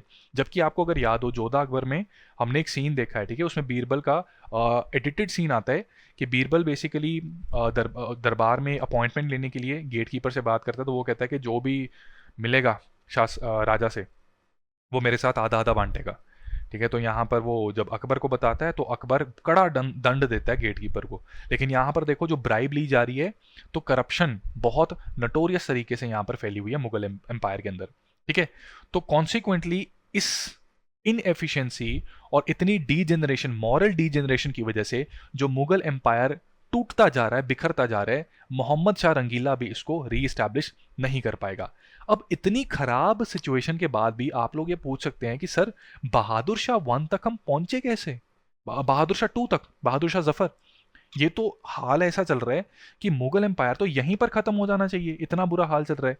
लेकिन दोस्तों ऐसा इसलिए नहीं हुआ क्योंकि दो मेन फैक्टर्स अभी भी बड़ा ही क्रूशल और इंपॉर्टेंट रोल प्ले कर रहे थे। ये दो फैक्टर्स हैं कि मुगल एम्पायर की पब्लिक में परसेप्शन बनी हुई थी कि that is the ultimate sovereign authority of India. ठीक है, बेसिकली लेसर मुगल्स या लेटर मुगल्स के बाप दादाओं ने जो मेहनत कर रखी थी टिल औरंगजेब, उन्हीं का ये खा रहे थे। उस वजह से पब्लिक में एक परसेप्शन बनी हुई थी कि जो सेंट्रल अथॉरिटी है वो अभी भी मुगल्स हैं। यही कारण है कि इवन जब 1857 का रिवोल्ट होगा वहां पर भी बहादुर शाह 2 या बहादुर शाह जफर को नॉमिनल हेड बनाया जाता है उस रिवोल्ट का। राइट, सो ये हम क्लियरली इस चीज को समझ सकते हैं कि पब्लिक परसेप्शन की वजह से अभी मुगल शासन पूरी तरह से डिस्ट्रॉय नहीं होगा। दूसरी चीज, इनकी आर्मी की भी कुछ स्ट्रेंथ थी। बेसिकली इनकी आर्टिलरी, आर्टिलरी होता है कैनन्स। ठीक है, तो यहां पर देर इज इन्फेंट्री, ठीक है, एंड देर इज आर्टिलरी। ठीक है, along with artillery there is also cavalry. ये 3 टर्म्स हैं। तो इन्फेंट्री का मतलब होता है फुट सोल्जर्स। ठीक है, जैसे मंगल पांडे था वो पैदल चलता था, ठीक है, वो फुट सोल्जर है। आर्टिलरी ये तोपों से डील करती है और कैवेलरी ये होते हैं घुड़सवार, ये हॉर्स पावर का इस्तेमाल करते हैं। ठीक है, ये हॉर्स पावर का प्रयोग करते हैं। राइट, तो इसमें मुगल्स की आर्टिलरी काफी स्ट्रांग थी जिसकी वजह से वो अभी भी फॉर्मिडेबल पावर थे। इवन यूरोपियंस भी इनसे पंगा भी नहीं ले सकते थे। अगर अभी हम देखेंगे जब एडवेंट ऑफ यूरोपियंस करेंगे तो आपको मैं बताऊंगा कि एक पॉइंट पर यूरोपियंस ने कोशिश की लेकिन उनको ब्रूटली दबा दिया गया। ठीक है, ब्रिटिश ही थे जिन्होंने कोशिश की, उसके बारे में अभी हम एडवेंट ऑफ यूरोपियंस में जरूर पढ़ेंगे। तो दोस्तों अब यहां पर एक समझने की बात है, जब इतनी ज्यादा बुरी हालत हो जाए एम्पायर की और इस एम्पायर में सबको दिख रहा है कि बड़ा ही वर्थलेस सा किस्म का व्यक्ति इसको बना दिया है राजा, और राजा बनाने वाले जो हैं वो कर रहे हैं सब कुछ कंट्रोल, और शासन, एम्पायर, सल्तनत पूरी तरह से बिगड़ती जा रही है, तो कॉन्सिक्वेंटली हुआ ये कि सैयद ब्रदर्स के खिलाफ अब होगा प्लॉट इनको एलिमिनेट करने का। ठीक है, और इस एलिमिनेशन में ये आपकी इंफॉर्मेशन के लिए बता दूं, मोहम्मद शाह रंगीला भी पार्टिसिपेट करता है, वो भी इस प्लॉट में शामिल हो जाता है। क्यों? क्योंकि सैयद ब्रदर्स काफी हद तक मोहम्मद शाह रंगीला को कंट्रोल करने की कोशिश करते थे। इस चीज से इरिटेट होकर भी रंगीला चाहता था कि इनको एलिमिनेट करो यार, मुझे अपनी लाइफ जीनी है। तो यहां पर हुआ क्या, इधर इनके बहुत सारे क्या बन गए, दुश्मन बन गए। ठीक है, बहुत सारे दुश्मन बन गए और कई जमींदार और कई सूबेदार जिनको ये दिख रहा था कि ये शासन वो शासन रहा ही नहीं, तो इनको ये रियलाइज हुआ कि यार हम जो टैक्स या रेवेन्यू कलेक्ट करते हैं इनको देने का फायदा क्या, शहनशाह ने तो वैसे ही अपनी आयशी में लुटा देना है, एम्पायर वैसे ही डीजेनरेट हो रहा है, क्यों ना हम अपनी जागीर, अपनी टेरिटरी का ध्यान रखें इस रेवेन्यू से। तो इन्होंने ये रेवेन्यू देना या टैक्स देना बंद कर दिया। जब टैक्स देना बंद कर दिया तो जो शहनशाह का शाही कोष था, जो सेंट्रल इनकम थी, वो गिरनी शुरू हो गई। जब वो डिटीरियोरेट होनी स्टार्ट हो गई तो कई सोल्जर्स और ऑफिसर्स को सैलरी देने के पैसे नहीं थे मुगल्स के पास, एंड कॉन्सिक्वेंटली बहुत से सोल्जर्स भी रिवोल्ट कर देते थे, और इसकी वजह से एक इनडिसिप्लिन हमें आर्मी में भी देखने को मिलता है। इस इनडिसिप्लिन के चलते जब ये बाकी नोबल्स को ये पूरी पिक्चर नजर आ रही है तो बाकी नोबल्स ये डिसाइड करते हैं कि सैयद ब्रदर्स को हमें एलिमिनेट और एग्जीक्यूट करवाना ही पड़ेगा। अब इस प्लॉट के अंदर 2 मेन नोबल्स अपना इंपॉर्टेंट रोल प्ले करेंगे। वो 2 नोबल्स हैं निजामुल मुल्क और मोहम्मद अमीन खान। अब दोस्तों देखो यार, नाम याद रखना कई बार डिफिकल्ट हो जाता है, इसीलिए मैं आपके साथ पिक्चर्स का इस्तेमाल करता हूं और अपने पेड बैचेस में भी मैं पिक्चर्स ही दिखाता हूं। ठीक है। उस पिक्चर से क्या होता है कि हमारी मेमोरी में वो नाम एक इमेज के साथ एसोसिएटेड हो जाता है और उसे याद रखना काफी आसान बन जाता है। तो निजाम उल मुल्क, ठीक है, आप समझ लो कि ये जो अंकल आपको दिख रहे हैं, ठीक है, ये हमारी हिंदी पिक्चरों में ना बर्निंग ट्रेन देखिए तो वहां पर एक विलन थे, ठीक है, डैनी। तो थोड़ी सी शक्ल इनकी उनसे मिल रही है। तो ये आर्टिफिशियल इंटेलिजेंस के जरिए ये इमेज क्रिएट की गई है, राइट। सो यहाँ पर मैं पहले ही बता दूं कि किसी के सेंटिमेंट्स हर्ट करना मेरा ऑब्जेक्टिव नहीं है, लेकिन आपकी मेमोरी के साथ इसको अटैच करना मेरा ऑब्जेक्टिव है। तो निज़ामुल मुल्क थोड़े से एग्रेसिव, ठीक है, इन्होंने आगे जाके हैदराबाद की सल्तनत भी स्टैब्लिश करनी है। तो इनको आप इमेजिन कर लो कि ये निज़ामुल मुल्क थे, राइट। ये नोबल्स देख लो, इनकी शक्ल के ऊपर कितनी टेंशन दिख रही है, देख रहे हैं कि यार ये सैयद ब्रदर्स, ये दो भाई, ठीक है, छोटू एंड मोटू, ये कर क्या रहे हैं, है ना। तो इन्होंने फैसला किया कि इनको हटाना पड़ेगा, ठीक है। तो निज़ामुल मुल्क के साथ साथ एक और नोबल थे, ठीक है, ये अगेन एआई इमेज है, ठीक है, भाई याद करने के लिए। तो मोहम्मद अमीन खान के साथ मिलकर इन्होंने एक प्लॉट किया जहां पर सैयद ब्रदर्स को अब असैसिनेट करवाया जाएगा। अब इसमें हुआ ये कि सैयद ब्रदर्स के खिलाफ कुछ फैक्टर्स भी काम किए, राइट। इन्होंने सबसे पहले इस बात को बहुत ज्यादा उछाला कि देखो इन लोगों ने फारूक शियार का मर्डर करवा दिया, अगर शहंशाह सेफ नहीं है हम लोगों की क्या हैसियत है। तो पूरा एक opinion, public opinion Syed brothers के अगेंस्ट बनना स्टार्ट हो गया। इसी के साथ इन्होंने ये बात को दिखाया कि फारूक शियार के साथ जब पावर स्ट्रगल चल रहा था तो इन्होंने मुगल एम्पायर के राइवल्स जो हैं उनके साथ हाथ मिलाने की कोशिश की, यानी कि मराठास और राजपूत को अपने इंटरेस्ट सेफगार्ड करने के लिए यूज किया जाता था। और दूसरा इन्होंने कहा कि ये हिंदूज के खिलाफ, ठीक है, हिंदूज के खिलाफ नहीं, हिंदूज के साथ लिबरल पॉलिसी अडॉप्ट करते हैं, जजिया हटा दिया इन्होंने। तो कई नोबल्स जो औरंगजेब के समय के थे, ठीक है, उनको तो आदत पड़ी हुई है कि भाई मंदिर तोड़वाओ, ठीक है। औरंगजेब का क्या, हम मिडिवल इंडिया में पढ़ते हैं कि औरंगजेब ने पहले पॉलिसी फॉलो की नॉन कंस्ट्रक्शन ऑफ टेम्पल्स की, और उसके बाद पॉलिसी फॉलो कर दी डिस्ट्रक्शन ऑफ टेम्पल की, है ना। तो यहां पर इनको लगा कि हिंदूज के साथ इतनी दरियादिली क्यों। इस चीज की वजह से, इन तीन फैक्टर्स की वजह से सैयद ब्रदर्स को टैग लग गया इनके ऊपर, ठीक है। जब भी किसी को दुश्मन बनाना हो ना तो उन पर टैग लगा दो एंटी नेशनल का। तो यहां पर क्योंकि नेशनल जो है इस कॉन्टेक्स्ट में वो मुगल्स हैं, ठीक है, तो इन्होंने कह दिया कि इन प्रैक्टिसेस की वजह से ये एंटी इस्लामिक है, एंटी मुगल है और इनका हटना जरूरी है, ठीक है। तो ये प्लॉट किया गया एंड कॉन्सिक्वेंटली हुआ क्या कि इस पूरे प्लॉट में मोहम्मद शाह ने भी इस बात को मान लिया। मोहम्मद शाह ने कहा कि निजामुल मुल्क अमीन खान, मैं आपका साथ दूंगा, करो जो करना है। तो 1720 में इन्होंने हुसैन अली खान का धोखे से मर्डर करवा दिया। हुसैन अली खान जो मीर बख्शी था, ठीक है, वो पहले मरे, छोटे भाई थे। इसके बाद अब्दुल्ला खान ने रेजिस्ट करने की कोशिश की लेकिन उनको भी डिफीट कर दिया गया। आगरा में एक बैटल हुई, 1720 में ही ये बैटल हुई, वहां पर उनको भी मरवा दिया गया। सो यहां पर मुगल शासन में, लेसर मुगल्स में जो किंग मेकर्स की तरह बन रहे थे, इन्होंने बेसिकली चार शासकों को बनवाने में हेल्प की थी, चार भी नहीं उससे भी ज्यादा, ठीक है, एज यू कैन, हाँ चार। फारूक शियार, ठीक है, दरजात, और उसके बाद जो उनके सक्सेसर आए थे वो, ठीक है, लेट्स सी वो सक्सेसर कौन थे, right, so that we do not forget, हाँ, दरजात एंड दौला, ठीक है, रफीसुर दरजात और रफीसुर दौला, ठीक है। ये नाम थोड़े से मुश्किल हैं पर याद करने ज़रूरी हैं, तभी बात बनेगी। और इसका अगले एमसीक्यू में मैं एक टेस्ट भी लूंगा। और जो निमोनिक मैंने बताया है थोड़ा सा टेढ़ा है पर याद कर लेना, और अगर आपके पास कोई बड़ा प्यारा सा कोई अच्छा निमोनिक है वो भी ज़रूर शेयर करना कॉमेंट्स में लिखकर, ठीक है। तो फारूक शियार के साथ दौला और दरजात, ठीक है, बेसिकली शाहजहां टू, इनको राजा बनाया और उसके बाद रंगीला को राजा बना दिया। तो चार मुगल एम्प्रस को राजा बनाने में इनका बड़ा ही एक इंपॉर्टेंट रोल था, ठीक है। अब इसके बाद जब इनका देहांत हो जाता है तो निजामुल मुल्क बन जाते हैं बहुत ही इंपॉर्टेंट ऑफिसर, और 1722 तक ये वजीर बन जाते हैं, यानी कि रेवेन्यू और फाइनेंसेस अब इनके इंचार्ज हैं ये, राइट।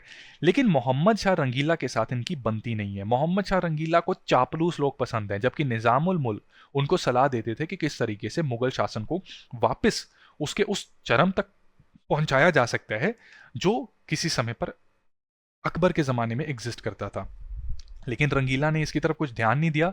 सो कॉन्सिक्वेंटली इन्होंने अपने ऑफिस को, यानी कि वजीर की पोजीशन को खुद ही छोड़ दिया। 1724 में खुद ही नाराज होकर इन्होंने इस वजीर की पोजीशन को छोड़ दिया। ये दक्खन में गए और वहां पर हैदराबाद की सल्तनत का इन्होंने स्थापन किया। और यही हैदराबाद की सल्तनत को हम देखेंगे ये अंग्रेजों के साथ एंग्लो कर्नाटिक वॉर्स में लड़ाई करेगी, ठीक है। सो ये थी कहानी किस तरीके से लेटर मुगल्स के समय पर सिचुएशन बन रही है। अब आगे की कहानी में, ठीक है, आगे की कहानी में हम अहमद शाह से लेके बहादुर शाह जफर टू तक या बहादुर शाह जफर तक पूरा एक रोड मैप देखेंगे और कुछ इंडिपेंडेंट किंगडम्स कैसे इमर्ज होते हैं उसको हमने देखना है, ठीक है। और बेसिकली उसमें प्रॉपरली डिक्लाइन हो रहा है मुगल्स का, ठीक है, प्रॉपर डिक्लाइन हो रहा है। और फिर हम देखेंगे कि किस प्रकार से यूरोपियंस ये पावर में आते हैं इंडिया में, ठीक है। सो आज के लिए हम यहाँ पर इस सेशन को वाइंड अप कर रहे हैं।